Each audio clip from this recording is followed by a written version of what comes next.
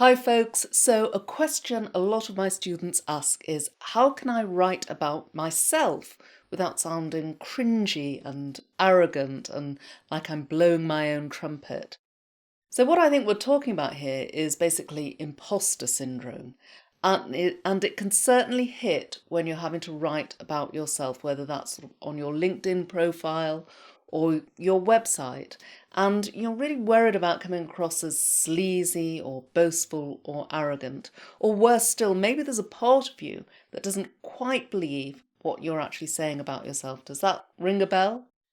If so, I totally get this. I'm a professional writer. My job is to sell things in words, but when it comes to selling myself, I get all icky and embarrassed about singing my own praises. So if this is you, I know exactly where you're coming from, and I've got 3 practical suggestions for overcoming that ickiness. And talking about yourself in a way that feels really authentic and honest, but at the same time attractive and persuasive to others. Something that actually sells what you have to offer to the world. So my first tip is this: listen to your reader. So what do I mean by that? Well, the number one way to get over that slightly icky feeling of, yuck, do I have to bang on about how great I am, is to realise that what you think doesn't matter. How you feel is utterly irrelevant to your audience. In any sale, the key person isn't the salesperson, it's the buyer. And that's just as true if the product you're selling is yourself.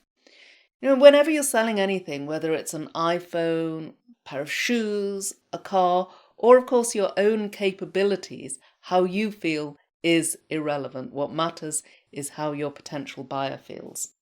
So forget about what you think and feel about your skills or your product or your service and go and find out what your buyer feels and thinks. Get out there and ask them. So, for example, let's say you run your own business like I do and you want to relaunch your website to attract more clients. Now, your best source of inspiration for the words on the page isn't you, but your existing clients, because they are absolutely representative of your target audience. So pick up the phone to them, interview them about why they use you. Now, if you're just starting out and you don't have any clients to approach, don't worry, you still have options, which I will come to in a moment. But before then, let me just talk about the sorts of things you can be quizzing your target audience on. And they include things like asking them, what challenges do I help you overcome? Why do you come to me rather than my competitors? What do you most like about working with me? And how can I add value to your business? How do I add value to your business? Now, what they tell you in that conversation might become a testimonial where that client is named and quoted, or it might form the basis of a longer, more in-depth case study. Or it could simply be the starting point for your About Us page. It's called an About Us page, but actually it's kind of better to think about your About Us page as an About You page. In other words, about you, the reader page. Because if you, the seller, the owner of the About Us page, are talking about yourself and your own offering, the most powerful way to frame that offering is to address your target reader's concerns, your target reader's needs. So it should explain why you, the supplier, or you, the business, or you, the freelancer, are perfect for your reader, the buyer. And here's an added bonus of talking to your clients is that whatever they tell you, I guarantee that they will give you insights about yourself that you hadn't even thought of. Let me give you an example. I tend to think of myself as just pretty good with words. But one thing my best clients seem to repeatedly say about me, they've said it repeatedly in recent months, is, I love how your brain works. I love how your brain works. That's not something I would ever think of. It's my brain. I live with it every day. The way it works doesn't seem particularly special to me. But the way I think things through is obviously something that my clients place a huge amount of value on. So to them, I'm not simply a wordsmith, but a thinker. And the clients I'm interested in acquiring are the ones that value my ability to think, not just my ability to write. So if I can frame what I do, the service that I offer in those terms, I'm more likely to attract that kind of client. So listening to your clients can help you see yourself how others see you. And here's another thing, I guarantee they will be way more positive, way more effusive about your skills than you'd ever have the courage to be. So if you're worrying about exaggerating about how great you are, talk to someone you've helped and just see how much you underestimate yourself. But above all, talking to a client is a way to see yourself and present yourself in a way that's going to resonate with your target reader, resonates with their point of view. And that's always going to be a compelling sales proposition. Now, you may be thinking, well, I haven't started out yet. I don't have any clients to talk to. In this situation, I have two suggestions. First of all, find potential clients you can talk to. Identify someone who would be your perfect client and get in touch with them and ask them what they'd be looking for if they were looking for someone like you. And that exercise isn't just a great exercise in market research, it's also a way of selling yourself to them. It's a way of getting yourself in front of your target market, so a double win. My second suggestion, if you've yet to land your first sale or if you can't find a client to talk to, is this. And it's to find out what people say in reviews of your products and services or similar products and services from your competitors. And these reviews will tell you exactly what your target audience's concerns and motivations and pain points are. So when you're writing about yourself, you can use that information about those concerns and motivations and pain points to describe your products or services and frame them in a way that reflects back to your reader what they've said matters most to them. So that's my first tip. Get out there and listen to your reader. My second tip is a natural follow on from that first tip, and that's to mirror your reader's language closely. So you may have read research on non-verbal communication that talks about how mirroring someone's body language helps you build rapport with them. Well, it's not just true of non-verbal communication. You can also mirror your reader's words as well as their body language to build that rapport on the page.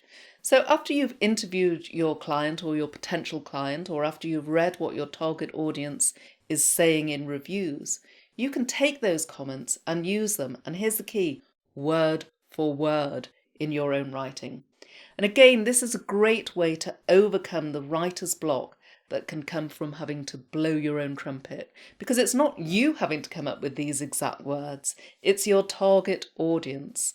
And by using their actual words, by speaking their language back to them, you're going to make your reader very, very comfortable with the idea of doing business with you. Let me give an example of this kind of verbal mirroring. I once had a client who was a nutritionist, and she came to me for help because she knew that her website wasn't resonating with her target audience, who were busy, stressed working mums. So I took a look at the site, and let me tell you, it was full of cold corporate jargon. And that's probably because before she was a nutritionist, she'd worked in banking, and she was still speaking the language of banking, the language of bankers. It was all about efficiency and performance and leveraging this, that, and the other.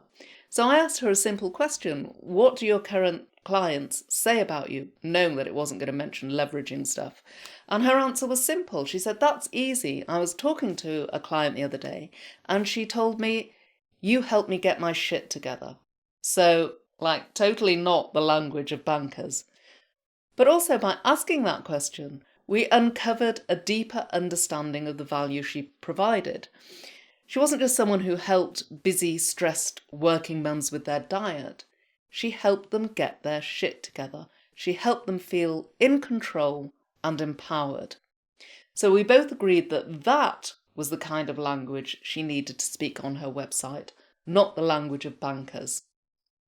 So that's point 2. Don't simply listen to your target audience, but write down what they say word for word if you can.